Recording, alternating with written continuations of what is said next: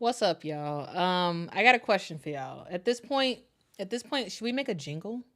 Should we make a jingle around WNBA coaches? Should it be like do do do? Another coach bites the dust. Do do do.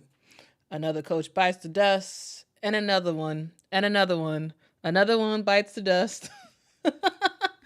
Another coach has gotten fired in the WNBA. I I'm in a joking mood mainly because it's just so hilarious. Like this is just like wild. This is wild times that we have seen the fifth head coach get fired. The fifth head coach get fired this offseason. What a crazy, crazy, crazy wild ride we are in. All four of the teams that did not make the playoffs have fired their coaches. And then the eighth spot, the last team that made the playoffs fired their coach as well. We're going to get into the specific news that just happened earlier today, guys. And the news is that the Thibaults are out, guys. The Thibaults are out, father and son. Mike Thibault and Eric Thibault have been fired from the Washington Mystics, or mutually agreed to part ways. That is the news that happened earlier today. So here's what we're going to do in this stream. We're going to go through the press release that was put out, talk about individually, talk about Mike Thibault, talk about Eric Thibault, because I know a lot of folks are like newer to the WNBA. But y'all, Mike Thibault has been around for a extremely long time, and I'm gonna walk through the history of Mike Thibault and why he has had such a long leash with the Washington Mystics, and also why he brought in his father. It's a whole bunch of stuff. Okay, it's a whole bunch of stuff. So I'm gonna go through the backstory because I've been watching Mike Thibault for a long time. And we're going to get into why the Washington Mystics decided to move on from them and what's next for the Washington Mystics, like sort of what they have planned for the future and like why they needed to make this change at this exact moment. We're going to talk about the possible next two dominoes to fall, which would be the Indiana Fever and the Connecticut Sun. There has been significant reporting that is saying that Stephanie White is in talks with a bunch of teams, including the Indiana Fever. We're going to talk about that, what that means, how in the world Stephanie White possibly will be able to leave the Connecticut Sun, even though she's under contract until through 2025. We're going to talk about all that. So make sure you all hit that like button, hit that subscribe button, and let's get into it. Okay. So first I want to start off with the article that was, press release that was put out earlier today from the Washington Mystics.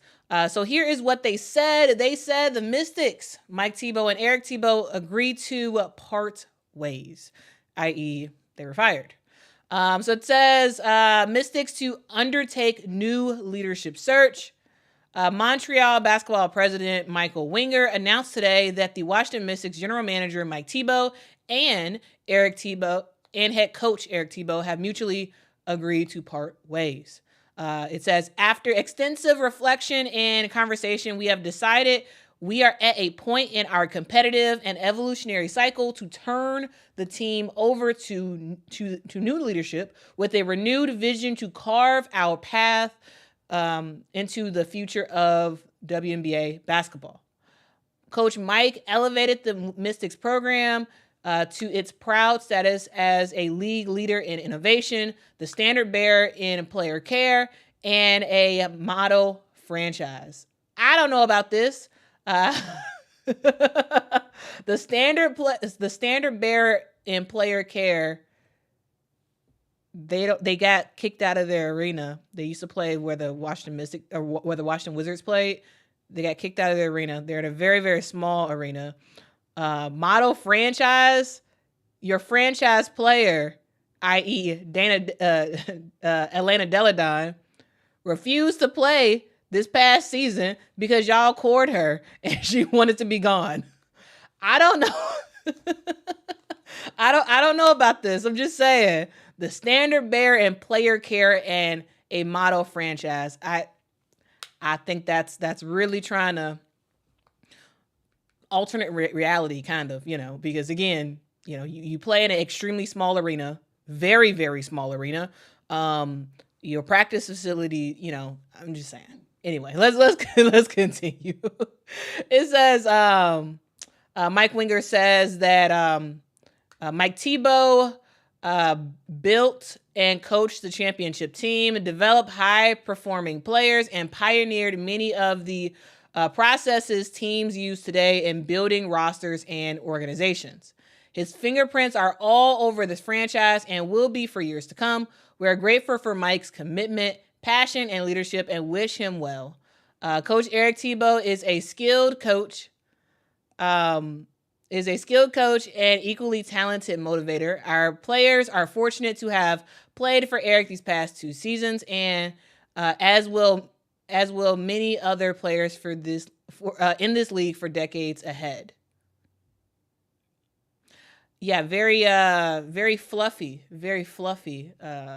talk by the Washington Mystics. It says Mike Thibault joined the Mystics as GM/head coach on December 18th, 2012, leading the team to its first championship in 2019.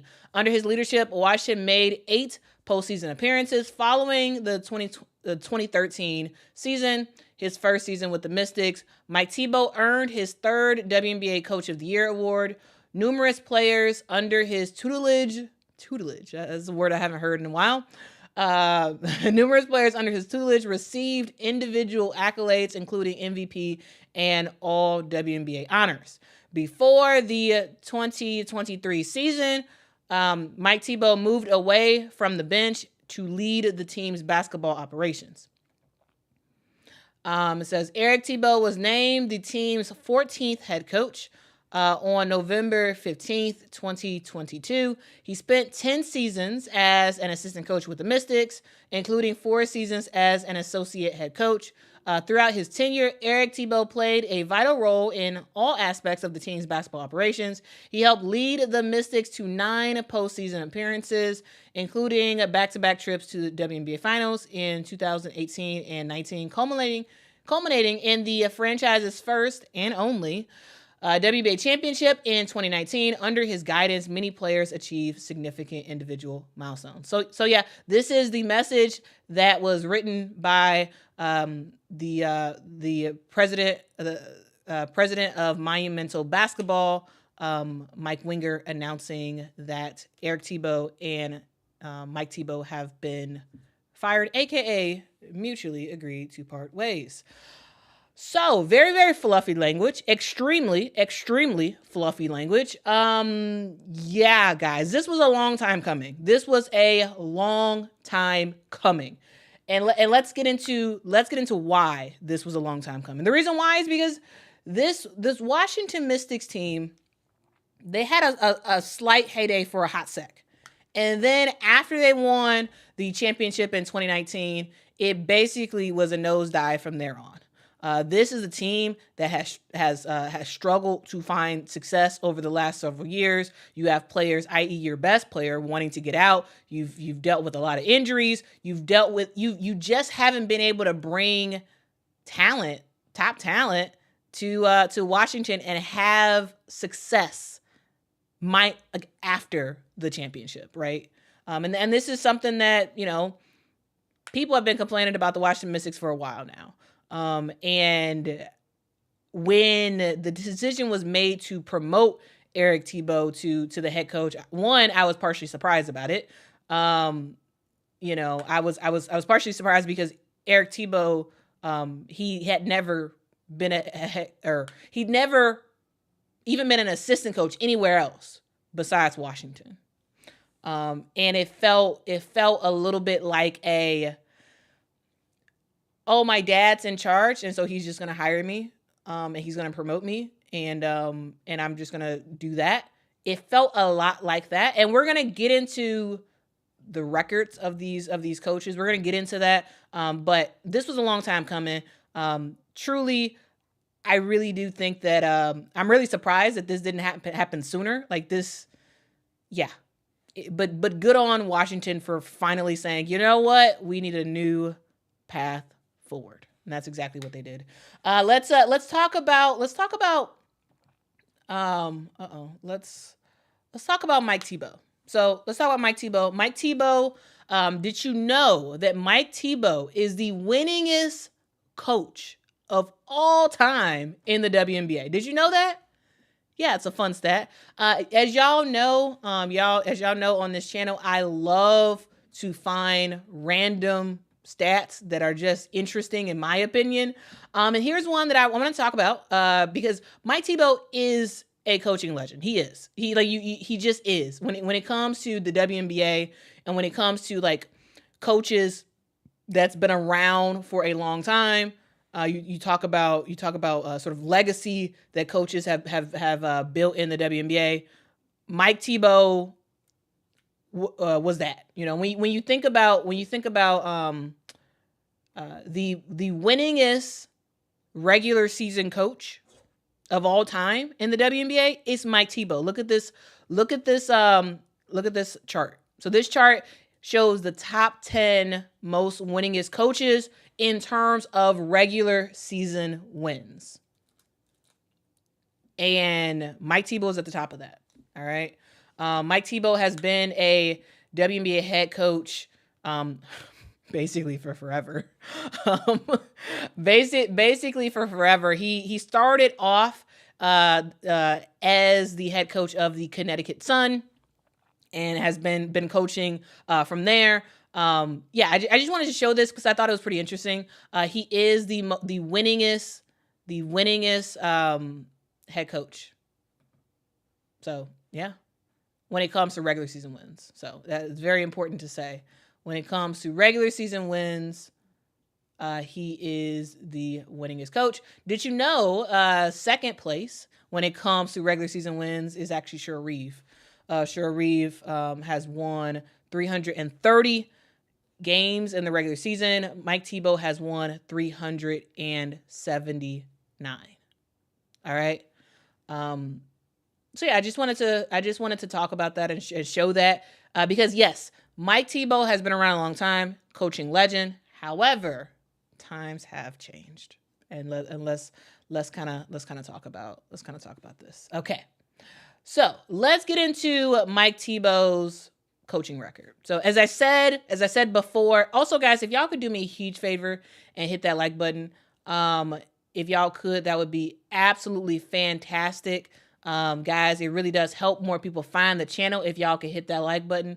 Thank you in advance for hitting the like button. It just takes a second of your time and it's free. It's free to hit that like button. Also, it's free to subscribe too. Thank you so much, Dark in the Light, for the super chat. Says, thanks for your coverage. Keep it up. Well, thank you, and I will. Yeah, guys, I'm going to get to y'all comments in just a hot sec. I do want to just run through some stuff real quick about both coaches, and then we're gonna get into some discussion. And I want to go back and forth with you guys in just a hot sec. Okay, so here is the coaching record. Here is the coaching record for this is for Coach and GM Mike Thibault. So Mike Thibault began his WNBA career, coaching career, I should say, with the Connecticut Sun. He has never been an assistant coach in the WNBA. He started off in the WNBA as a head coach, and so he joined the Connecticut Sun in 2003. He stayed with them from 2003 to 2012, like a very, very long time.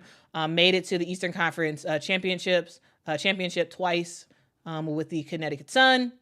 In 2018, he takes Washington extremely far, right? And then in 2014, he goes to the Washington Mystics.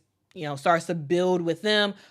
He gets a huge break by getting Elena Delle Donne, who wanted to leave Chicago. So she ended up going to the Washington Mystics to be closer to her home.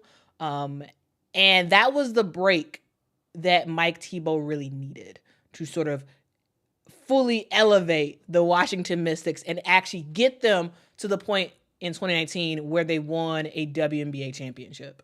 That year in 2019, the Washington Mystics were on fire. They were on fire, guys. 26 wins, only 8 losses for the season. It's kind of fantastic what they were able to do. After that, we had the COVID season, and so of course there's a lot less games. But after 2019, when they won the championship, in 2020 on, they started to flounder. And it was sort of the beginning of the end for Mike Thibault and Eric Thibault, because the Washington Mystics did not get better after they won a championship. They actually got worse, and the rest of the league got better.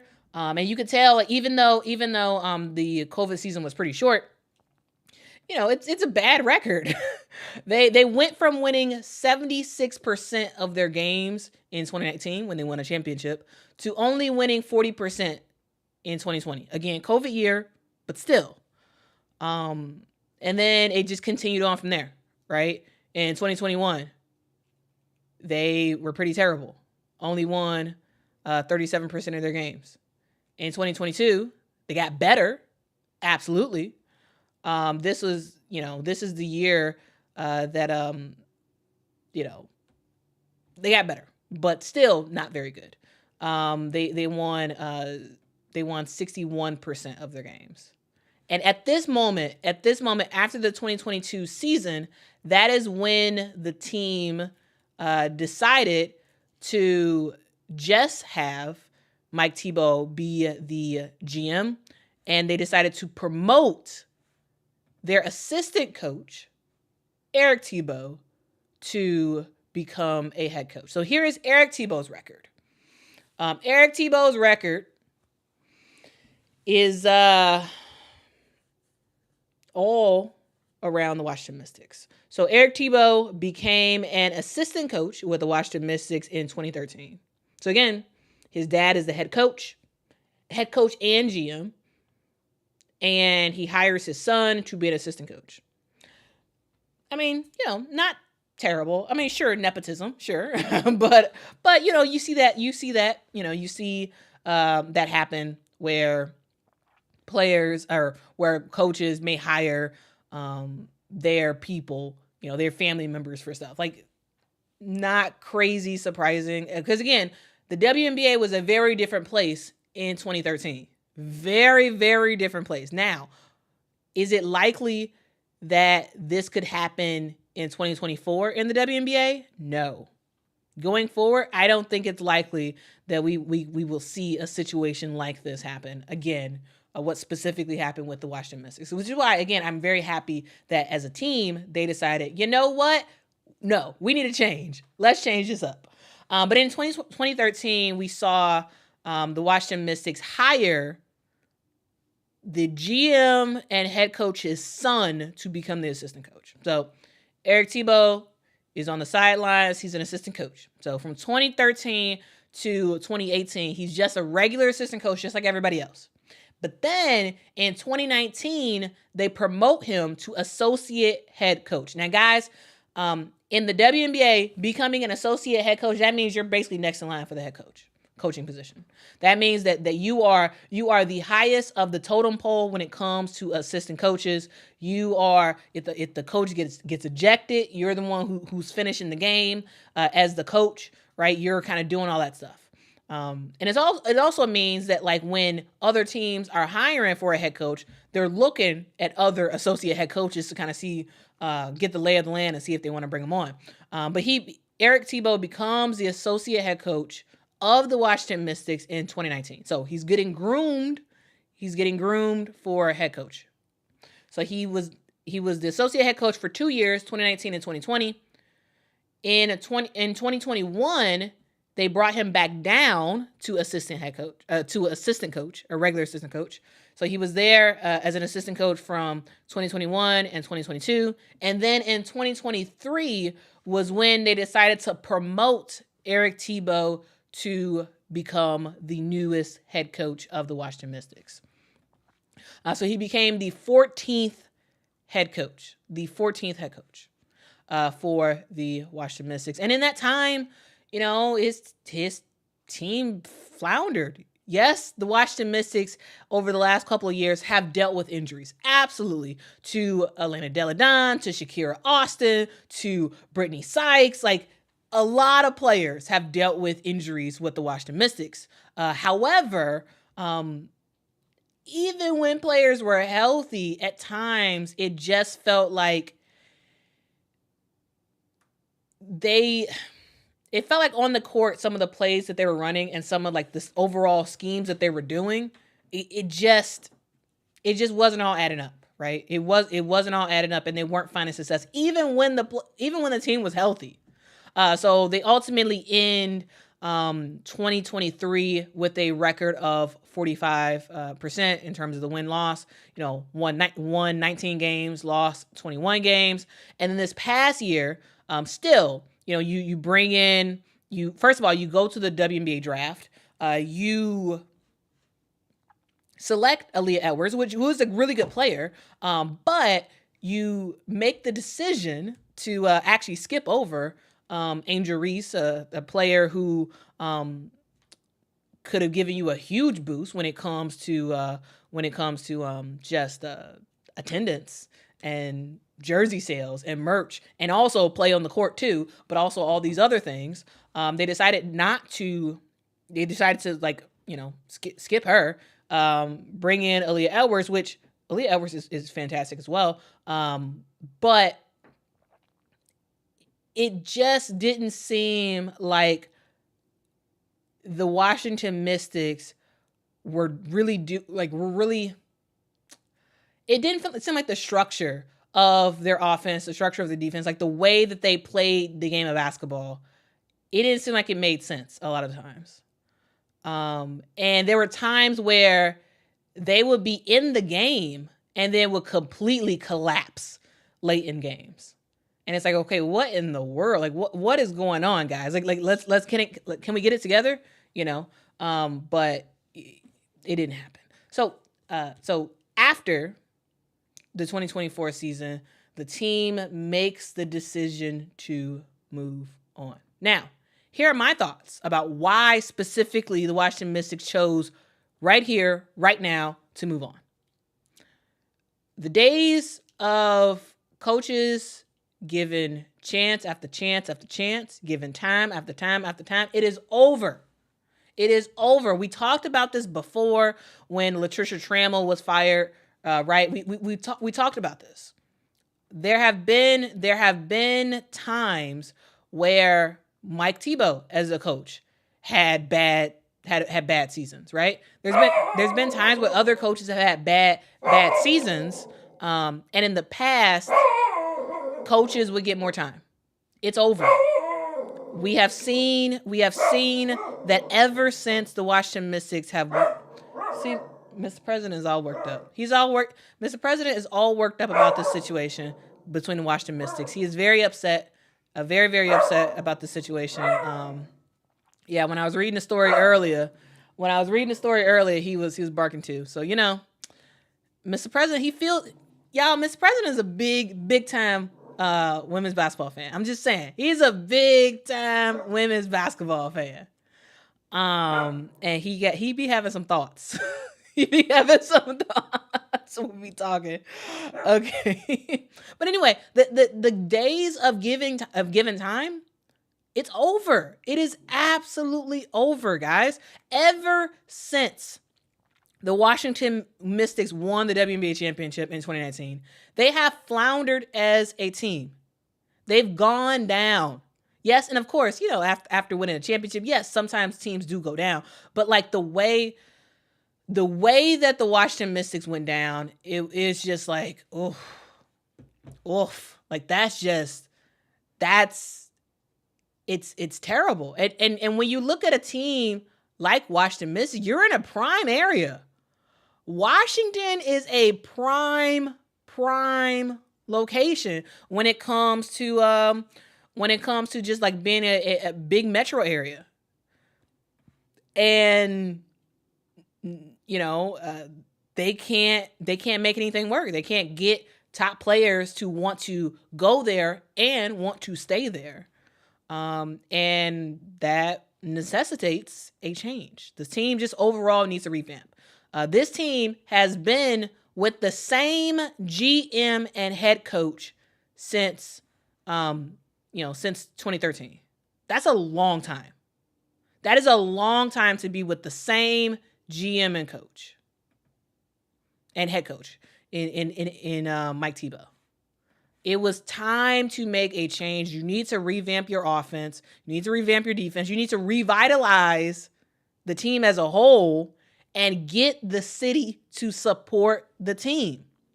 When we look at like stats related to just overall numbers of how these teams are doing, you look at the Washington Mystics, and the Washington Mystics are like at the bottom, right? When we look at attendance and whatnot, the Washington Mystics are sort of on that in that bottom half.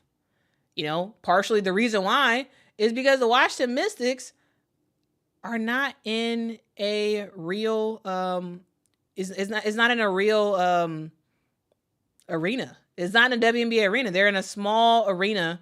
The reason why is because their attendance went down. The Washington Mystics used to be in the same arena as the Washington Wizards, but they moved because they just weren't very good. And even when they won the championship, it still wasn't a crazy amount of fans coming out. This team needs to revitalize. They need to inject a huge personality that's going as a head coach that is going to like just revitalize everything. Get top talent to go there, right? And that hopefully will allow this team to move back into the city.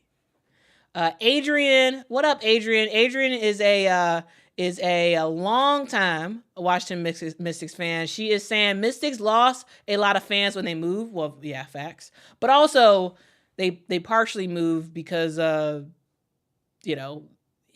wasn't as many fans coming out to support. So that's partially why they moved. And it just sort of like, you move out of the city into the suburbs, requiring people to either drive or hodgepodge take public transit there. It hurts your attendance. People don't really show up like that. And so you're like, well, we might as well stay here because no one's showing up to games. And then as a GM, you have an opportunity to literally inject money and eyeballs to your team in the 2024 WNBA draft. When you skip over Angel Reese and get Aaliyah Edwards. Aaliyah Edwards is great as a player. But as all the other stuff that you could have gotten is just wild. It is just absolutely wild to just skip over her and do that and like miss out on an opportunity to just make a whole bunch of money and get a lot of fan support. And also DC is not that far from Baltimore. So it would have made a lot of sense. I think to me, I thought that was like probably strike one for Mike Thibault this year. Like, hey, not only are we playing bad, you also have this big opportunity and you don't take advantage of it.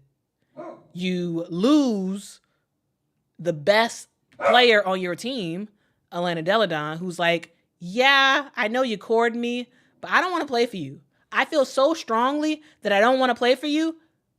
I am going to walk away for the season. I am not going to play for the season. I'm not going to sign my contract. This dog, he keeps barking. You go on. I'm gonna take this year off. It's so bad with the Washington Mystics that she decided to do that. That's another strike for your GM. And then you have a season where you are just atrocious. You're in games and all of a sudden you just fall apart. You don't know how to play basketball. You know, it's terrible. It is absolutely terrible. I'm sorry. They're technically not in the suburbs, but they're not downtown where the where the Wizards play.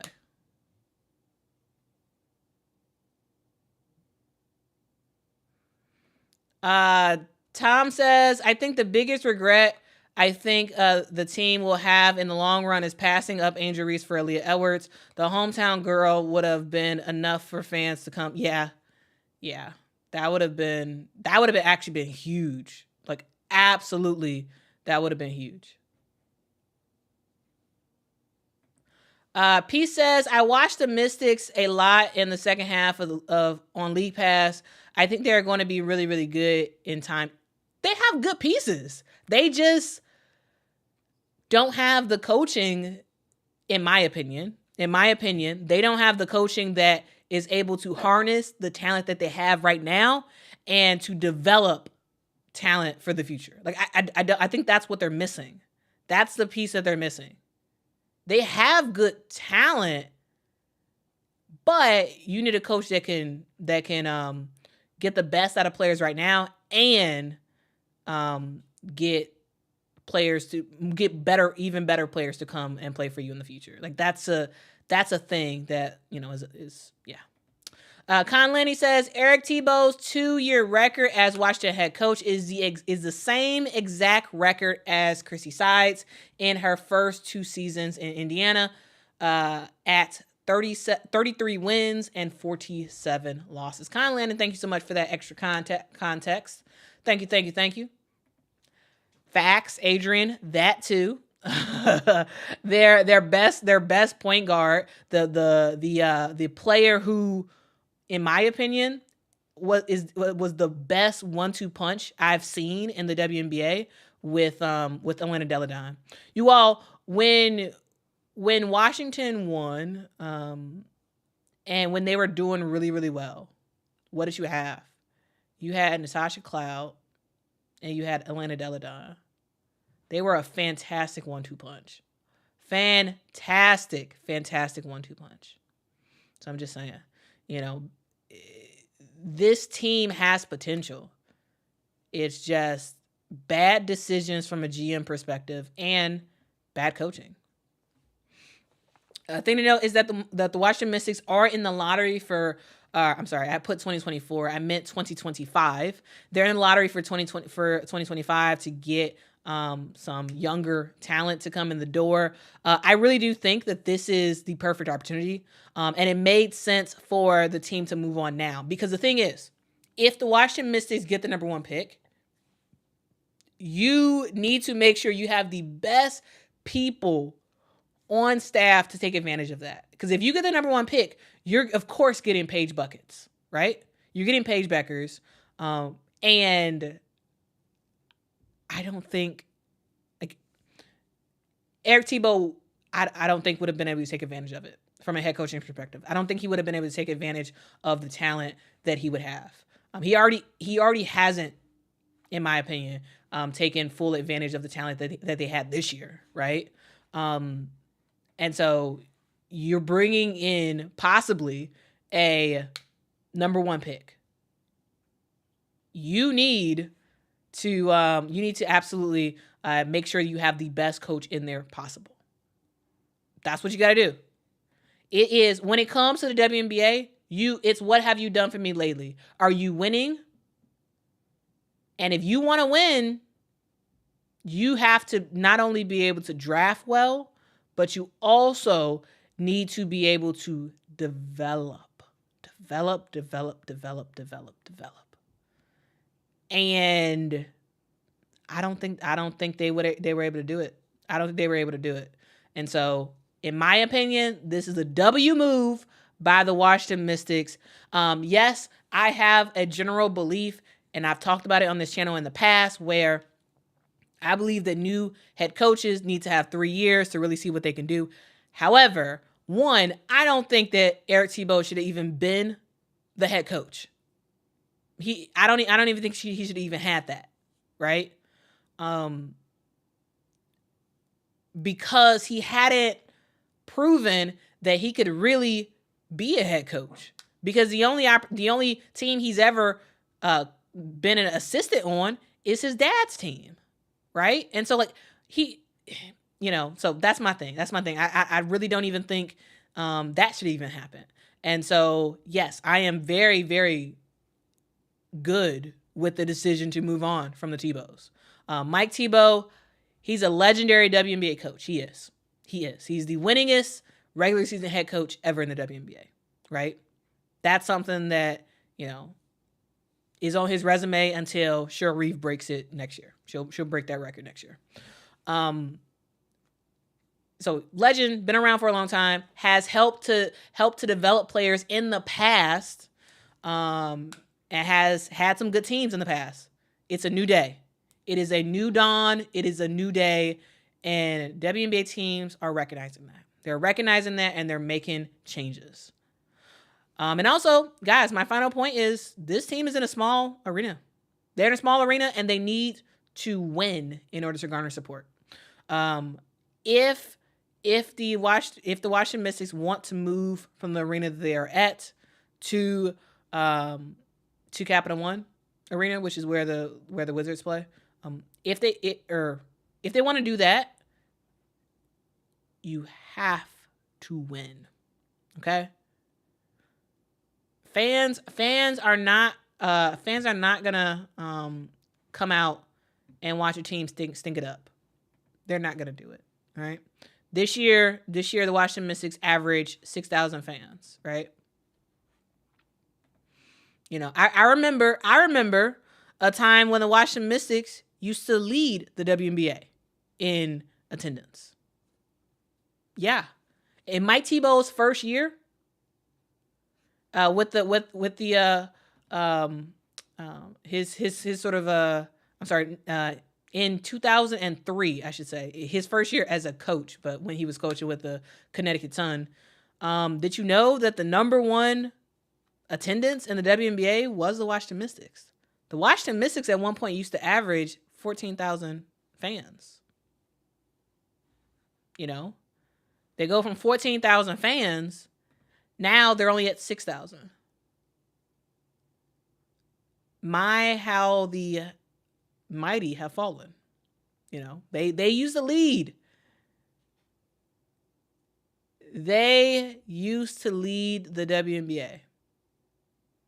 And now you're like 6,000 fans. When we talk about the WNBA, the WNBA needs to grow, right? We're seeing teams expand, right? We got Golden State coming soon. We got Toronto and Portland coming soon. That's fine and dandy. Very happy about that. However, these current teams that are floundering at the bottom, with Atlanta, 4,700 averaging this past season, Dallas, 5,900 averaging in attendance. Yes, Atlanta's in a small arena. Yes, Dallas is in a small arena. Yes, the Washington Mystics are in a small arena. But if you start winning games, and if you not only win games, but when you revitalize the sort of atmosphere around the team, you're going to garner more fan support, which will allow you to move to a larger arena. Okay? And you got to win first, garner that support, and then you can move. And that's exactly what the Washington Mystics need to do. That's exactly what they need to do.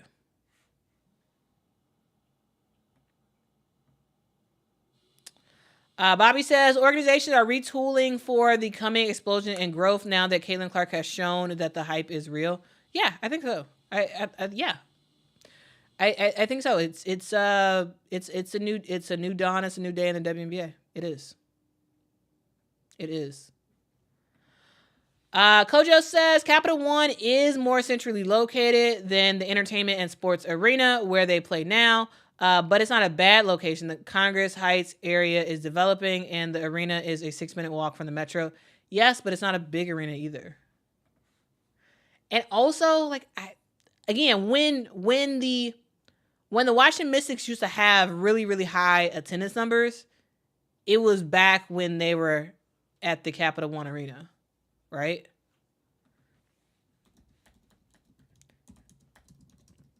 So that's something to note, right?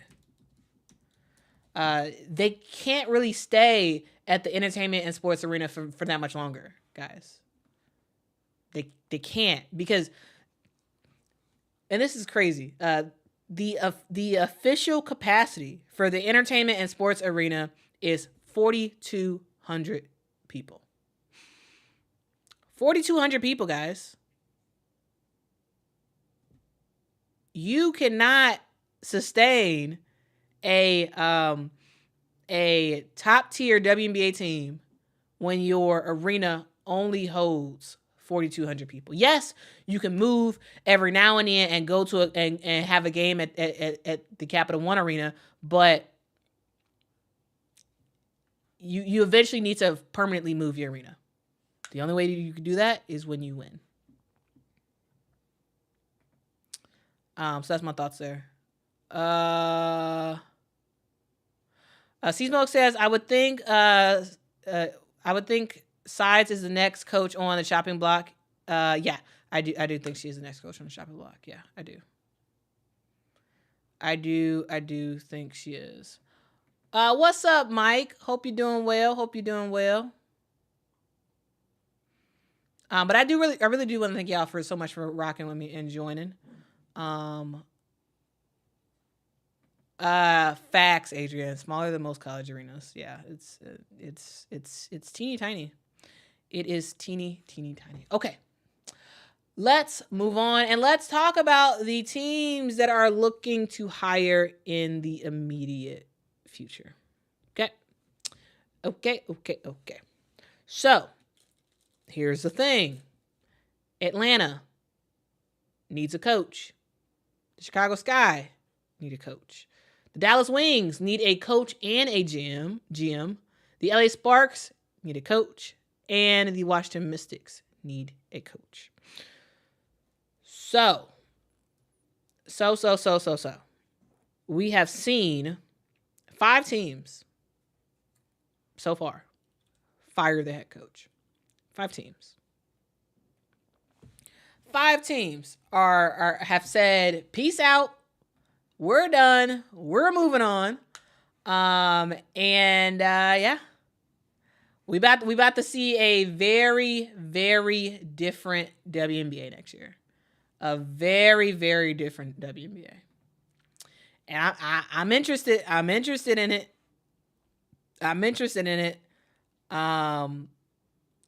I put Indiana Fever in question marks as a question mark because there has been some new reporting that I actually want to talk about. Because before I did not think that Christie Sides was really going to be on the chopping block. However, I'm actually highly doubting that now due to the new reporting that has come out. It is Conjure. I think you're right. It's about to be 7 teams soon. It's about to be 7 teams. Well, it's about to be 6 teams that fire their head coach and 1 team that loses their head coach. So yeah, crazy. And then for 2026, of course, we have Toronto and Portland who are looking for new head coaches. So yeah, lots of newness that's about to come to the WNBA. Lots of newness that's coming to the WNBA. So I wanna get into one particular coach that is gonna likely be making some changes pretty soon. And the coach I'm talking about is Stephanie White, guys. The Stephanie White sweepstakes it's begun. That sweepstakes has begun. And I want to specifically talk about some of the reporting that Annie Constable did earlier today, talking about where Stephanie White may be going next. So here's the deal, guys. Here's the deal. Stephanie White is a head coach in the W. She is a coach that actually was the head coach for the Indiana Fever for a hot sec. Now, guys, did you know that? Did you know that? Did you know that? I know there's a lot of people. I've seen a lot of people talking about Stephanie White, on the interwebs and whatnot. And I'm like, I wonder if they know that she used to be the coach for the Fever. I wonder if they know that. I wonder if they know that she was the head coach. Yeah. So we gonna get into Stephanie White. Okay. So first, the sweepstakes have started, and I specifically want to draw your attention to an article. Now, this article was put out there by Annie Constable, and it says the Stephanie White sweepstakes still includes the Sky. So of course it's very Sky heavy because she's a Sky reporter, but she also revealed some stuff that I was like, whoa, okay. So let's look at it on this view. Okay, so let's talk about it. It says Stephanie White sweepstakes still includes Sky. According to multiple sources, in addition to the Sky, the Sun and Fever are the 3 teams White is considering. So guys, she's from Illinois. So she may be back here soon. To Chicago. So it says, it answers the question that some of y'all have already asked. Like, hey, isn't Stephanie White under contract? Yes, she is under contract through 2025, but coaches are able to pick up and leave if they want to. So yes, she's under contract, which means that technically the Connecticut Sun have her for the next season. However, Stephanie White can leave now if she wants. All right, she can leave now. She's under contract, so if she could just decide to stay, because of course they still want her. She's been doing a good job for them, for the Connecticut Sun. But yeah, so she has options, and she can leave if she wants to, though she is under contract. Okay. So it says the Sky are one of those options. White has been in discussions with multiple teams since the end of the season, according to league sources. In addition to the Sky, the Sun, and Fever are the 3 teams White is considering. So, guys, here's the thing. I'm gonna talk about this. In relation to the Indiana Fever first. Then we're gonna talk about it for the Chicago Sky. Okay. And I want to have the discussion around the Indiana Fever, and whether or not Coach Stephanie White will end up going to the Fever. I first want to start with talking about the last 2 years for the Indiana Fever. So we see a team that has not been very successful since Tamika Catchings retired. We saw the Indiana Fever just sort of, wallow in terribleness for several years. And it started to change last year. Last year we saw a difference with the Indiana Fever. They made the decision to make Christie Sides a head coach. Christie Sides is a person who has been an assistant coach everywhere, right? She was an assistant coach for Chicago for a long time. She was an assistant coach for the Indiana Fever. She was an assistant coach for the Atlanta Dream. And then they do a surprise move and Lynn Dunn hires Christie Sides to become the new head coach of the Indiana Fever. They do that last year, or they do that for 2023, before the 2023 season. They draft Aaliyah Boston. You already had Alyssa Smith, who you drafted the year prior. You already had Kelsey Mitchell, who had been with the team for a hot second by that time. You draft Aaliyah Boston, your next best player. You have an up-and-coming coach who's been an assistant coach everywhere, and someone who actually didn't even want to be a head coach, but you convince her that she wants the job, and so she takes it.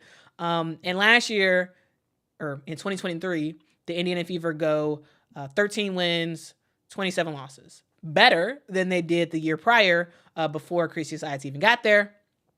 And then you go from 1 year of, yes, growth, and then growth and a little bit more interest, right? And then then the next year, i.e. this year, you go into your next year and you're like, okay, we're going to build on where we were last year, right? Last year we won 13 games, which was better than the year before. This year we have some goals. We want to win more games. We want to win more than 13. But then you get the number 1 pick in the WNBA draft. You draft Caitlin Clark. And now, instead of a win for the team being, 15 wins, 18 wins, right? Instead of that being the goal coming into the year, now you go from just wanting to be better to wanting to needing to win a whole lot more games and to be this dominant team right off the bat, because you bring in a high octane scorer, and also you bring in a player who has a crazy amount of fans, and a lot of eyes instead of a small crowd for the Indiana Fever back in 2023 when you had 4,000 fans at games. Now you're leading the WNBA in fans. Now you have 17,000 plus fans at home. It's a lot more pressure. It's a lot more pressure on the coach. Whereas before, it was like, yeah, just be better than you were last year. Just show some growth and you'll be fine. But no, it was, Christie Sides, what are you doing? You're terrible. Oh, you're doing like it was so much attention on this one coach, and it was really putting a microscope on what she was doing as a coach. And yes, she made mistakes just like she did in 2023, right? She improved. She made more mistakes. She improved. And the team, looked a whole lot better, right? You go from 13 wins in year 1 as the head coach. You now have 20 wins. You make it to the playoffs. Yes, you get swept. However, you made it to the playoffs. You do find a lot of success in some of the lineups that you're running. And it's still not good enough, right? Just about any other team, if Christie Sides was the head coach on any other team, guys, there would be no conversations about her getting fired. Zero conversations about her getting fired. If she was the head coach for any other team, no conversations about her getting fired. Because, guys, the Indiana Fever was a good team this year. They were. I know there's like a lot of talk about, oh no, they suck. Oh no, they were terrible this year. No, they weren't. Honestly, it's been a long time since the Indiana Fever has been this good. That's how bad the Indiana Fever were for years. They finished the year 50% in 6th place in the WNBA. I'm just saying, guys. Like, it's a really, really good record. A really good finish in the standings for any other team. But because there is just this firestorm of attention with the Indiana Fever, and because you have like the the number one marketable player in the WNBA on your team, all the mistakes she makes is just blown up. Yes, her rotations at times are bad. Yeah, absolutely. It was worse at the beginning of the year, and I felt like as the season went on, it got better, right? But her rotations still need some work, right? Some of the overall play calls need some work. Their defense needs some work. Yes, there's stuff that she does that I'm like, not good, not great. However, again, if you take the year-over-year growth, no other team is considering firing a coach like that.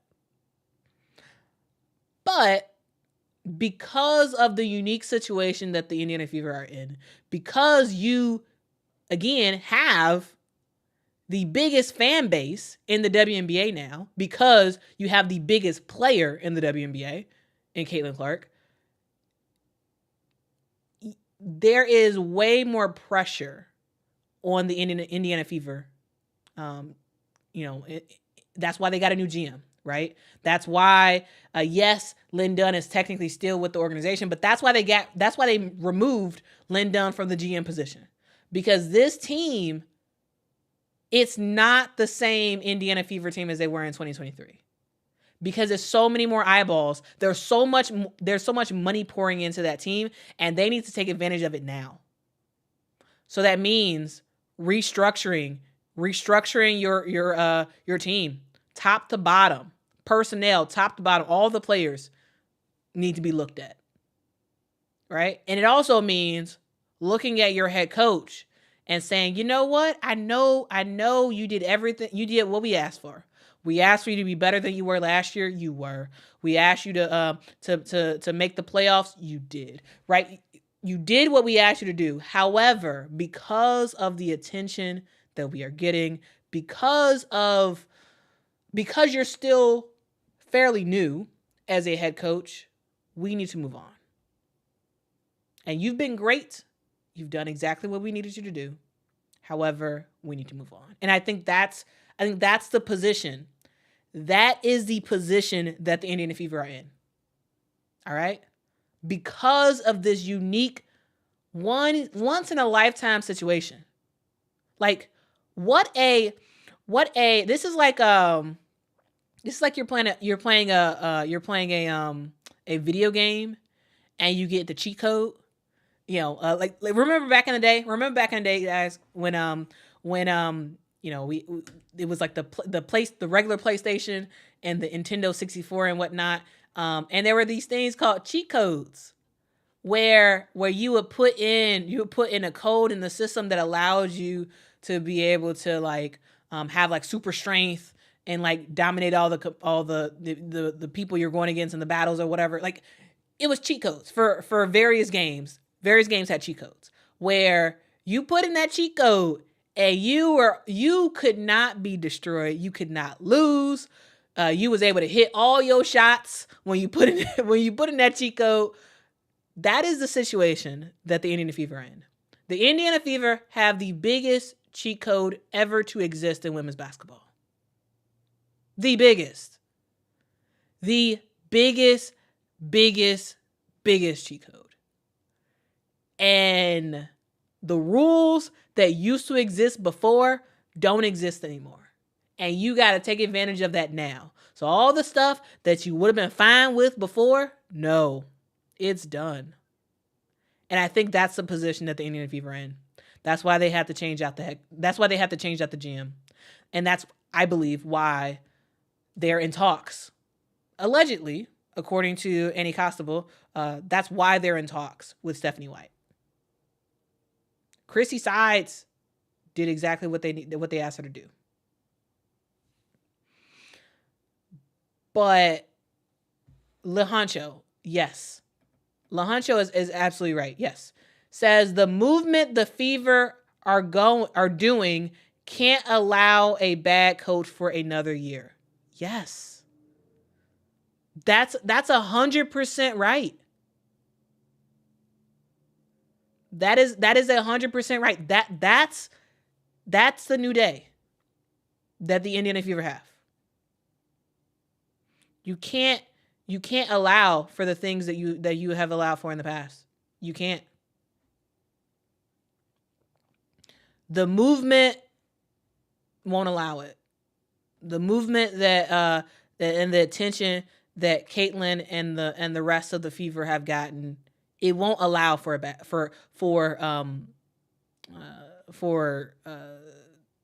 the current coaching. And I'm not even saying like she's a bad coach. I think she's still a coach that's still learning. But the Indiana Fever can't have a coach that's still learning. You can't.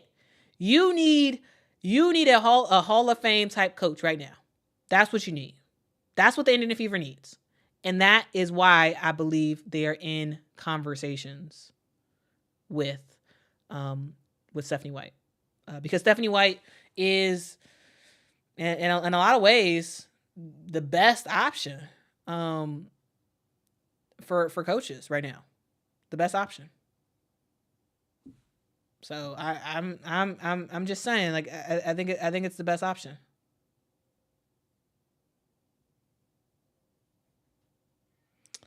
Kai says, obviously you've never coached. I have not coached. Says Sides did great with the card she was dealt. She did. I agree with you. Indy is proud to have her, and so are the real knowledgeable fans, especially the it went away. Especially the Caitlin Clark fans. We saw what happened at Iowa, 100% bullseye. Kai, I agree. Christie Sides did really well with the card she was dealt. She did. She did exactly what she was asked to do. However, again, the Indiana Fever are in such a unique situation where it's still not good enough. There is nothing good enough besides winning a championship. She's not a bad coach. She's not. But she's still a coach that is still learning. Do I see Christie Sides as a head coach in the WNBA this upcoming year or the year after that? Absolutely. Absolutely. It just doesn't work now. Because this team is in championship now mode. They are. They're in championship contention mode right now. Right now. And it seems like they according to the reports, they're in talks because they can't continue with where they're at. Christie Sides is a good coach. But, it is what it is. It is what it is. Now, guys, I do want to walk through Stephanie White and her coaching pedigree because I do think that is one of the closest we could see coming to the Indiana Fever. All right, so let's go to Stephanie White. So Stephanie White, former player, now coach. She became an assistant coach with the Chicago Sky in 2007. All right. So she was assistant coach for the Sky, stayed with the Sky for 4 seasons. And then in 2011, she became an assistant coach for the Indiana Fever. So she goes to the Fever. Again, guys, remember, the thing to note about Stephanie White is that she actually is from the area, right? So that's something to know. So she's not a stranger to the Chicago, Indiana area. And so she's at Chicago for a while, leaves there, goes to the Indiana Fever, right? Coaches there as an assistant coach for a couple of years. Then, similar to Eric Thibault, she becomes the associate head coach. And you all know what that means. When you become the associate head coach, the next step really is to become a regular WNBA coach. To be a regular coach after being an associate head coach. So she's the associate head coach in 2014. All right. Then she becomes the head coach of the Indiana Fever. So yes, she may be returning back to the Indiana Fever as a head coach. So she head coach in 2015 for the Indiana Fever. All right. That year they go 20-14. They make it to the Eastern Conference Finals. And then in 2016, they have a record of 500. So they 17 wins, 17 losses. That's that. Then she leaves the WNBA. And she spends some time being a broadcaster, and she sort of does her thing outside of the WNBA. Stephanie White. Then she comes back to the WNBA to become the head coach of the Connecticut Sun, which happened in 2023. So this is the same year where the Connecticut Sun, they end up losing their head coach, Curt Miller. Curt Miller decides to leave the Connecticut Sun after the 2022 WNBA season. He goes over to LA. Connecticut sign Stephanie White as their head coach. Now she's the head coach in 2023. And what happens? The team goes 27 wins, 13 losses. And, we see a team that was already really good under Curt Miller. In my opinion, actually get a little bit better with Stephanie White as the head coach. Ultimately, Stephanie White wins the Coach of the Year award in her first year with the Connecticut Sun. She won that in 2023, right? And so she's cruising. She's looking good. She's looking really, really good. And then we come into this year with the Connecticut Sun, and she goes 27 wins, 12 losses. Really, really good winning percentage. This is a team that defense is a calling card for them, right? And that's also something that Stephanie White brings. Yes, the core of Connecticut was already put together, but she sort of enhanced that and tried to add in a little bit more shooting, whatnot. And yes, the Connecticut Sun end up losing in the semis, but they're still a really good squad. And I think what Stephanie White was able to do last year with this team to make sure there was no drop off at all, and actually even some gain for the Connecticut Sun, I think that is what is elevating Stephanie White to these conversations. So the idea, as I already talked about, how this Indiana Fever team needs a sort of like Hall of Fame potential coach. I do think that at the end of her career, Stephanie White will be a Hall of Fame coach. I definitely think that. I think she is a coach that has a defensive and offensive mind. It's just at times with the Connecticut Sun, they haven't really had the offensive personnel necessarily to kind of do some of the stuff they really needed to do, which is why they didn't make it to the finals this year. But I think that she has a lot that she can offer this team. And I'm really interested to ultimately see where she ends up going. So here's the thing though. Christie Sides. Stephanie White can either stay at Connecticut, which she is under contract for another year. She could go to Chicago, who she's in talks with, or she can go to the Indiana Fever, which reportedly she's in talks with. Personally, I would love for Stephanie White to go to the Chicago Sky. I would love that. Will she? I don't know. Because again, guys, the Sky are suspect. They have absolutely, in my opinion, destroyed their chances at getting top talent because of the decisions that they have made. Like, guys, let's look at the article real quick because it kind of talks about this a little bit. But the article again, this is the article by Annie Costable from the Sun-Times. It says, again, that she's in talks with the Sky, the Sun, and the Fever, which means that Christie Sides is on the chopping block. If the Indiana Fever are in talks with Stephanie White as their new head coach, that means that, yes, Christie Sides is on the chopping block. So I know a lot of people are saying, I don't think she's going to get fired.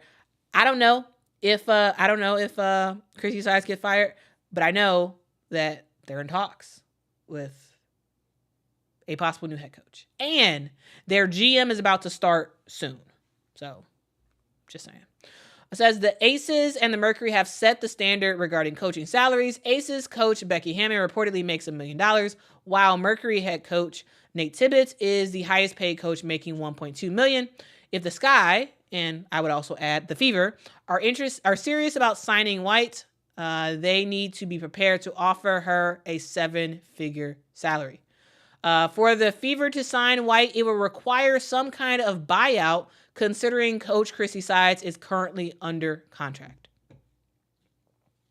And the thing to note is that Stephanie White is from Illinois, as I said earlier, but grew up in Indiana. Her long history of excellence in the Hoosier State includes her being named the 1995 Indiana Miss Basketball and leading Purdue to a national championship in 1999.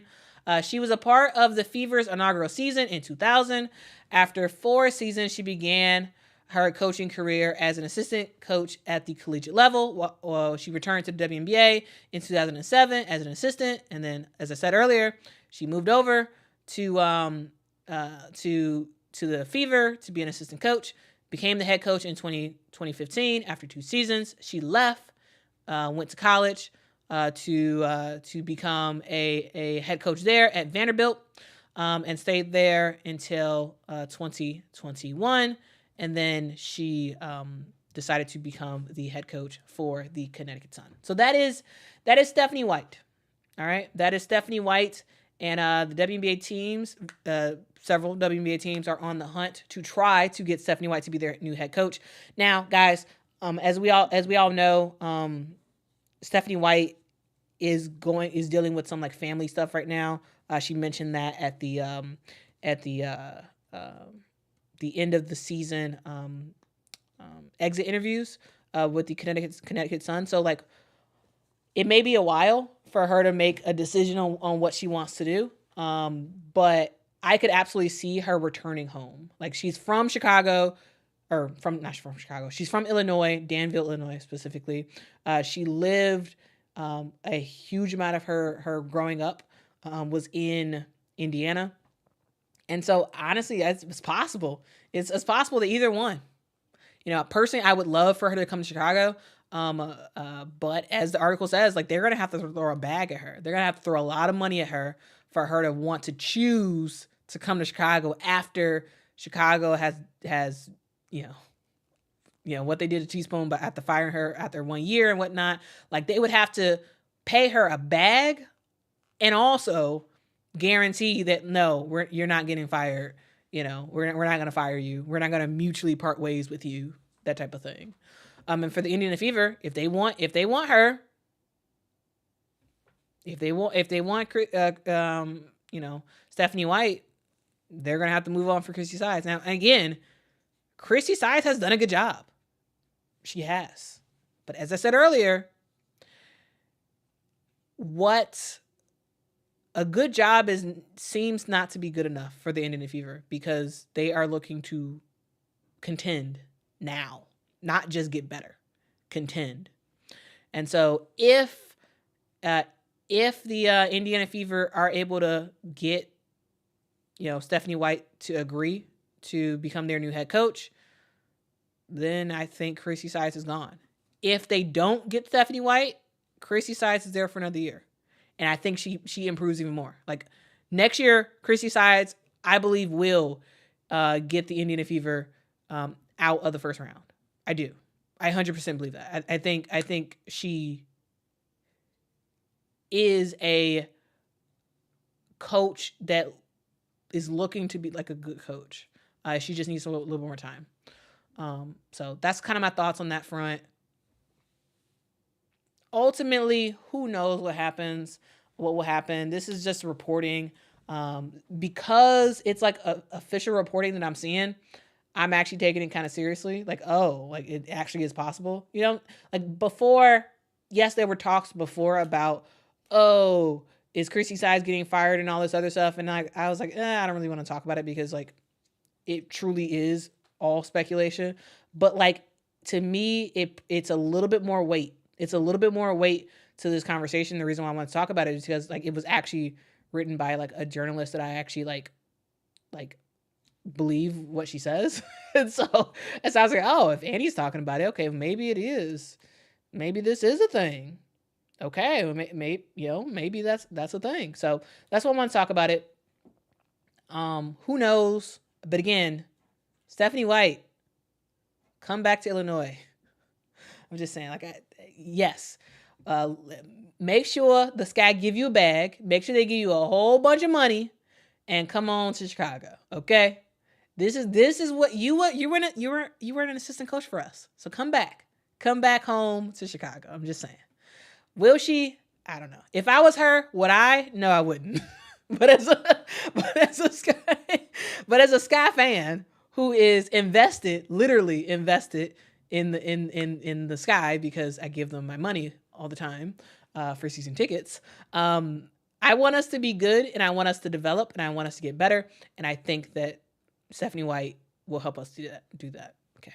So anyway, thank you so much, Albert, for the super chat. Says it's conceivable that the owners are sending a message since the majority of their fired coaches are considered player coaches, or it might just be a coincidence.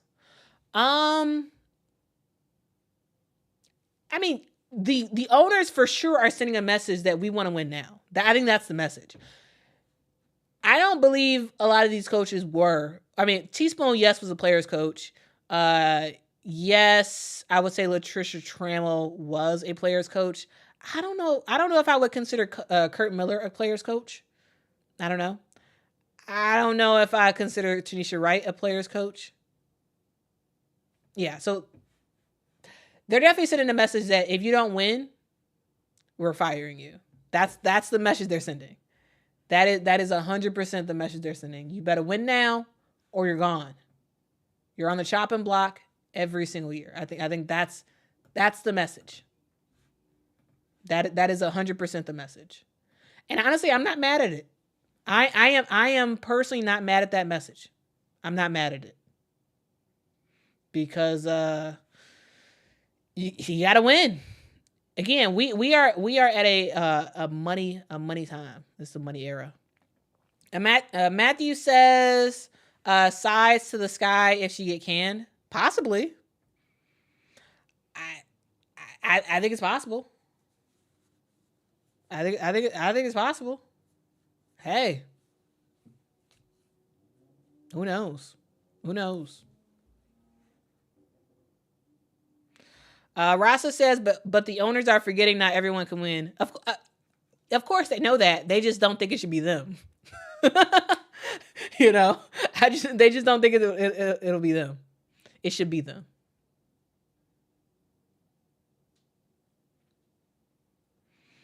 So yeah, that's my thoughts.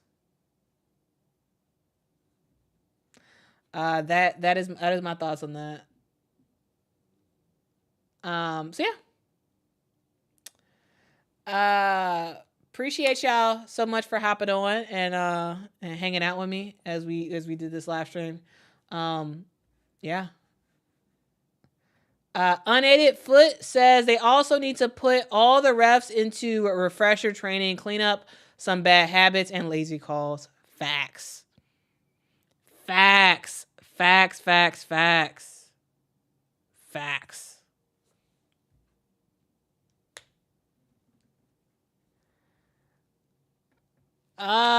Beautiful Alpha Woman says, I'm sorry, Quita, but Reese was picked 7th because she is only here for herself and not the team. Love your show, though.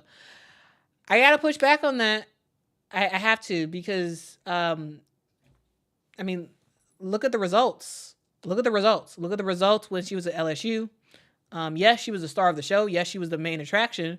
and was the person that everybody was talking about. But like, she won for her team. She had a lot of success for her team. Her team won the championship with her sort of being the leader of it, right? The team, LSU, found a lot of success with Angel Reese as the head. She led the NCAA in double doubles and rebounds and all that stuff. She found a lot of success. Like she goes to the Chicago Sky. Yeah, picked 7th, but she came second in MVP voting, right? She came second in MVP voting. She had the double streak or whatever, and yes, y'all could say about the padding or whatever with the double doubles, but we saw the Chicago Sky look really good when both Angel and Kennedy Carter were out there on the court together. They had a lot of success. So like the idea that Angel is only here for herself, she has shown us that that's not the case. She just has. You look at the way she's included. You look at the way she's included her teammates, like in some of the activations that she does, like when she was at at the United Center at like big concerts, she would invite her teammates there, and like she would do like. There's been a lot of stuff that I have seen because I'm a Chicago fan, like that, like she does to include her teammates. The way she praises her teammates at games and whatnot, the way she like has really just shown herself to be a leader, even as a rookie. The idea that she's only here for herself, I just don't think it's true. Like I just don't. And if it was true, that's fine. Like my thoughts, yes, I'm a Chicago Sky fan, but at the same time, I see what I see, and I say what I see. In retrospect, it is no way Angel Reese should have been picked 7th. It is no way. It is no way. If it wasn't for her messing up her wrist at the end of the season, Angel Reese would be the player with the most rebounds in WNBA history in a regular season. She averaged the highest. She averaged the highest rebounding. Right. I don't in the WNBA, not as a rookie. WNBA period. She averaged more rebounds than A'ja Wilson, but A'ja Wilson ultimately ended up with more rebounds because Angel got hurt. Right. So I don't understand the logic of people like, saying that that she's not a good player and that she's all about herself. Like and like, oh, she wasn't good enough. Like I just, there's no truth in that. Like there's just no truth. If you look at what the other rookies have done, it just isn't, guys. It just isn't. So it's okay. It's okay to not like her. I think it's totally fine. But like reality says that she was the second best rookie in this WNBA class. She was. So I don't know. Let's just admit reality and move on. Let's admit reality and move on. All right. So, guys, that was the stream today. Thank y'all so much for rocking with me. Thank you. Ron, I agree. Ron says every chat here quickly turns into arguments about Angel Reese versus Caitlin Clark. I'm sorry, but Angel Reese versus Caitlin Clark is pointless. Yes. Yeah.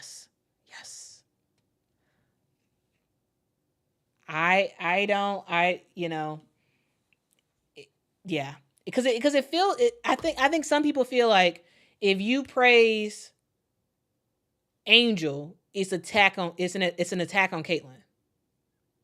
And it's not. And some people feel the opposite. Like if you praise Angel for something, or no, if you praise Caitlyn for something, it's an attack on Angel. And it's not. Maybe it is for other people. But when I talk about one of these players, it is not an attack on somebody on the other player. It's not. Okay?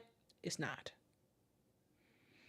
When I talk about, how good Angel was this year, that doesn't mean I think that doesn't mean I think Caitlyn was bad. Because I talk about how Caitlyn has been really good and brought a bunch of fans in the building, does not mean I think that Angel Reese brought nobody to watch the WNBA. Just because we talk about one player does not mean we need to talk about the other. Okay? Please. I feel like I can't mention Caitlyn without Angel, without people who are like mad that I'm not mentioning Angel. They get mad at me, and then vice versa. Like, it's just, I don't know. Sometimes I'm just like, man, man.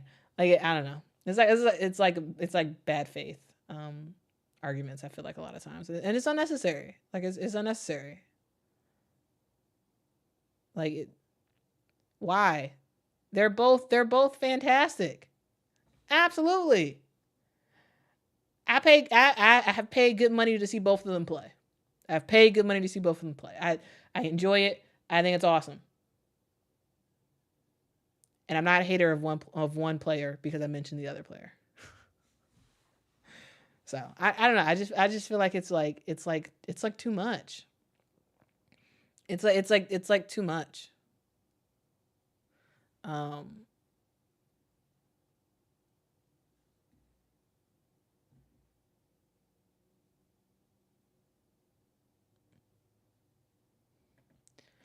Facts, Marley Mars, love the name, says, I'm just focused on the game.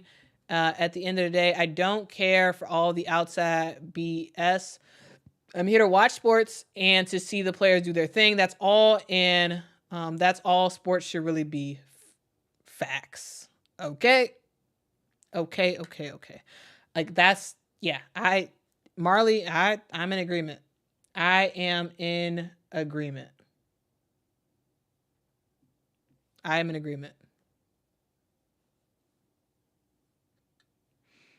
So yeah. That's the stream. Yeah.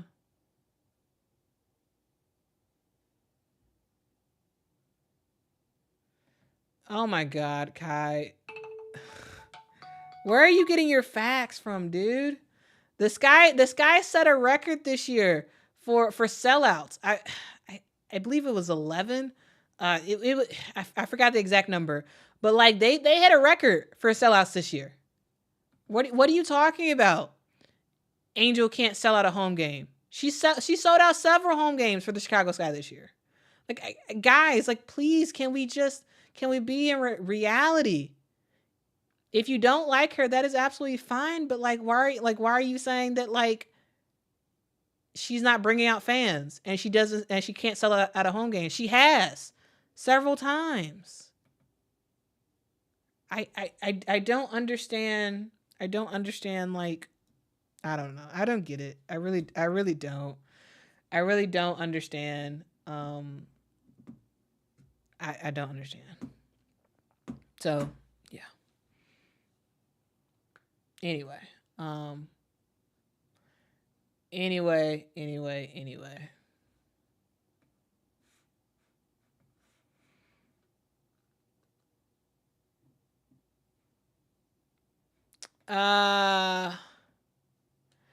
Appreciate you, 007 Angela. I appreciate you.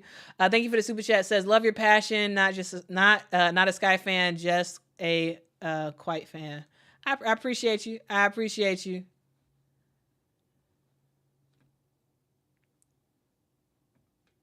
Oh, Quita fan. I appreciate you. Appreciate the support. Appreciate the support. But it's literally not gaslighting. Look at the numbers. Look at the numbers. Look at the numbers. Look at the numbers.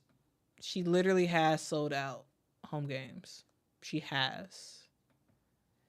If you don't believe me, go on ESPN, look at the Sky home games. At the bottom of the box score, it has the attendance. There you go. Is she selling the same amount of tickets as Caitlyn? No, she's not. No. The number one player when it comes to attendance, when it comes to ticket revenue, when it comes to viewership is Caitlyn Clark.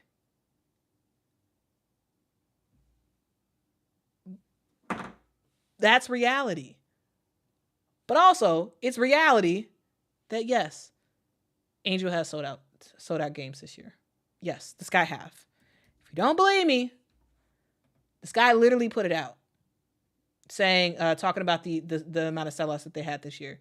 If you don't believe them, check out the box scores. It has the attendance. If you don't believe that, I don't know. Go to the games yourself and count individually the fans in attendance. I don't know what to tell you. I don't know what to tell you.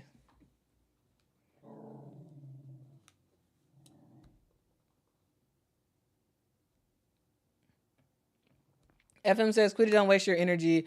Gaslighters know the truth, but try to convince you of the lie. Yeah, I guess so. I guess so. Yeah. I mean, no, not by herself. Of course, she's on a team, and so, but yes, a huge amount of those fans did come for her. Yeah. I don't know. Anyway. Of course, Bobby. Yes. Caitlyn is the number one draw. And that's fine. And that is absolutely fine. It's the truth. I'm confused that, like, I'm very, very confused as if I say that Angel Reese has helped to sell out games for Chicago this year, home games. That had nothing to do with Indiana. That's not me saying that that she brings in more people than Caitlyn, because it's proven fact that Caitlyn is the biggest draw in the WNBA. I guess it seems like you all are thinking that, like, it's an attack. It's not. Like, it's facts. If you don't believe me, look it up. Row 2 says, Quita, it doesn't matter the facts you share. Shaking my head. It's sad for such animosity when these young ladies are playing a sport and it's entertainment. Facts. Anyway, I don't know what to tell y'all. Yeah, Unrivaled is doing that. I think I might make a video about it. I think I may make a video about it tomorrow morning, about how they try to throw the bag at Caitlyn, which is smart. I mean, if I'm her, I'll entertain it, but they better really throw that bag, and I think they will. This the TNT deal and the fact that TNT has a stake in Unrivaled. Oh, they're about to throw the bag at Caitlyn. They're about to throw it, and we'll see if she takes it. We will see. Anyway, guys, thank you so much for rocking with me. This has really I don't know. This has really gone off the rails, but you know, it is what it is. I appreciate y'all for rocking with me, guys. Remember that this women's basketball thing is a sport. Sports are for entertainment. In the grand scheme of your life, in the grand scheme of my life, this does not matter. Okay? This is solely for entertainment purposes. This is a fun time. It's unnecessary to lie about things. It is unnecessary you know, talk trash about people. I mean, talking trash or whatever, but like it's very unnecessary to sort of just make up a whole bunch of stuff and just like outrageously lie about stuff and to demean people or whatever. This is entertainment. This does not matter. It doesn't matter. Ultimately, at the end of the day, what happens in the world of women's basketball. Sure, it matters to the people it directly affects, but at the end of the day, it doesn't matter. Like, I don't work for the WNBA. You don't work for the WNBA. It is what it is. I come on here. I share with you all facts. I share with you all my opinions. And at the end of the day, it is what it is. This is entertainment. It's supposed to be fun. No need to get upset. No need to get worked up about it. Because at the end of the day, it does not matter. It doesn't. You have an actual life. You have an actual life that's important. You have an actual job that you all go to. You have school that you go to. You have real things to do that actually are important. And this is a joyous thing that you're supposed to have fun with. No need to get all worked up. It doesn't matter. So yeah, that's my final parting words. None of this matters. So yeah. Anyway, with that being said, I hope you all had a fantastic day. Hope y'all, had a good one. I'm about to do some karaoke tomorrow, so that should be fun. Anyway, I'll talk to y'all soon. Be kind to people, be respectful to people. Tell somebody that they matter, because they absolutely do. And guys, in the comments, I want you to know, every single one of y'all that are commenting something, every single one of y'all that are just watching, you matter. You're extremely important. And I am very happy that you are on this earth, and it's your duty to make something of the life that you are given. You are given breath every single day. So make the most of it. So yeah, I love you guys, regardless of if you like what I have to say or not. I love you. But most importantly, it doesn't matter what I think. It doesn't matter. Most importantly, Jesus loves you, and he wants a relationship with you. And so, please take that to heart, because he actually really does. He actually really does. And it doesn't matter what you do. He actually really does, and he wants a relationship to change, evolve you, get you to the point where you should be in life. Appreciate y'all. I'll talk to y'all tomorrow. This is Quita Loves Sports signing off. Guys, I'm probably about to play some 2K in a hot sec. Have some 2K videos coming out for y'all, so look out for that. Anyway, talk to y'all soon. Bye-bye.